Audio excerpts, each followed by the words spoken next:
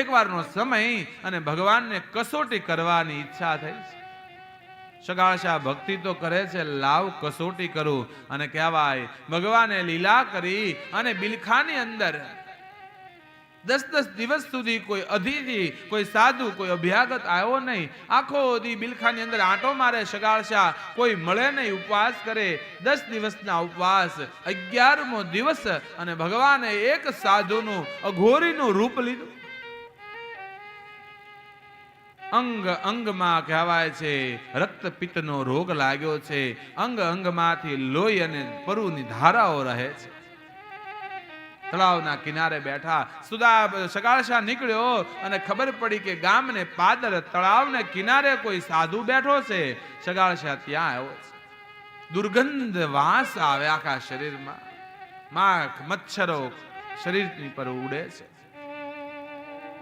સુદામા સગાળશાએ કીધું છે કે પ્રભુ મારે ત્યાં જમવા પધારો. અઘોરીના રૂપમાં ભગવાન કે કોણ છો તું? મહારાજ હું સગાળશા શેઠ છું, વાણિયો છું. મારે નિયમ છે સાધુને જમાડીને જમવું. આપ મારે ત્યાં જમવા પધારો. ભગવાન કહે છે કે હે વાણિયા, જોજે હો, હું અઘોરી સાધુ, તું મને જમાડી નહીં કે? નહીં મહારાજ પધારો. કહેવાય એક મોટો સુંડલો લાવ્યા, એમાં રૂ મૂક્યું, એની અંદર ભગવાનને એ અઘોરીને બેસાડી અને કહેવાય એને પોતાના મહેલમાં લાવ્યા. સગાળશાએ ચંગાવતી ગરમ પાણી કરી હળવા વસ્ત્રથી ભગવાનને સ્નાન કરાયું. સ્નાન કરાવીને કહેવાય ભગવાનને વસ્ત્ર પહેરાવી અઘોરીને બેસાડ્યા છે. સુંદર ભોજનનો થાળ લાવીને મૂક્યો. લ્યો મહારાજ પ્રસાદ આરો. ભોજનની સામે દ્રષ્ટિ કરતા એકદમ થાળીને ઠોકર મારી અને કહેવાય ભગવાન કહેવા લાગ્યા અઘોરી, હે વાણિયા, આ શું અન્નનું ભોજન? હું તો અઘોરી છું, હું તો માંસ ભક્ષી અઘોરી. આવું અનાજ હું ન ખાવ. તારે ખવડાવ હોય તો માંસ ખવડાવ. અને સાંભળ, હું નરભક્ષી અઘોરી છું. હું માણસનું માંસ ખાનારો, પશુનું માંસ પણ મારે ન હાલે.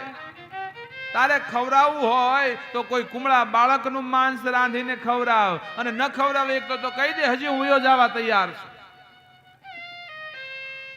મેં તને પહેલા જ કીધું તું તું મને જમાડી નહીં, તું મને ખવડાવી નહીં કે. સગાળશાએ આ શબ્દ સાંભળ્યા છે. વાણિયો છે ને ધ્રુજી ગયો. માંસ હું ક્યાંથી લાવું? સગાળશાના મનમાં ફાળ પડી છે. સગાળશા કહેવાય છે અંદર ગયા છે. ચંગાવતીને કીધું, હે દેવી, સાધુ તો નરભક્ષી છે. કહે છે હું અઘોરી છું, મારે માણસનું, કુમળા બાળકનું માંસ ખાવું જોઈએ. દેવી ક્યાં લેવા જાવ? માંસ ક્યાં મળે આપણને? સગાળશાએ વાત કરી છે. ચંગાવતી કહેવા લાગ્યા છે, સ્વામી મને લાગે છે આંગણે જે પુરુષ આવીને ઉભો છે ને, આંગણે જે અઘોરી આવીને ઉભો છે એ કોઈ સામાન્ય ન હોય, કારણ કે સામાન્ય માણસની આવી માંગણી ન હોય.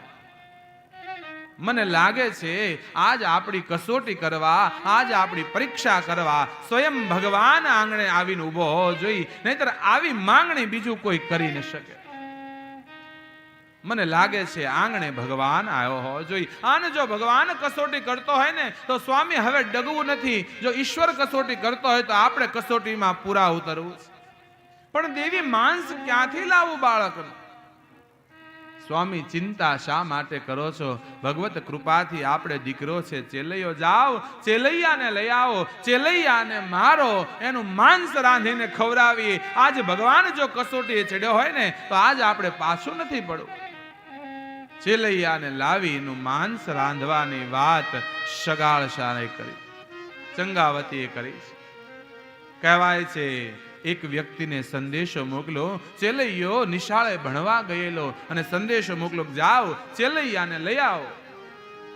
વ્યક્તિ આવીને સંદેશો આપ્યો છે કે ચેલૈયાને હાલ તને તારા બાપ બોલાવે. અને ચેલૈયો કહેવાય ઉતાવળો રાજી થતો કંઈક હશે મારા બા બાપા યાદ કરે. અને ચેલૈયો નીકળ્યો છે. આ બાજુ ભગવાને વિચાર કર્યો કે હમણાં જો ચેલૈયો આવશે તો હમણાં એને મારી નાખશે.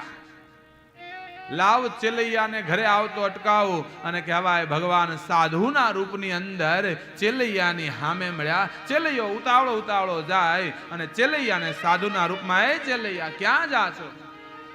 મારો બાપ બોલાવે છે. તને ખબર છે ત્યાં શું છે કે નહીં? એ ચેલૈયા, તારે ત્યાં એક અતીત એક અઘોરી સાધુ આવ્યો છે અને તને મારીને તારું માંસ ખાવા માંગે છે. તને તારા બાપ તને મારવા બોલાવે છે.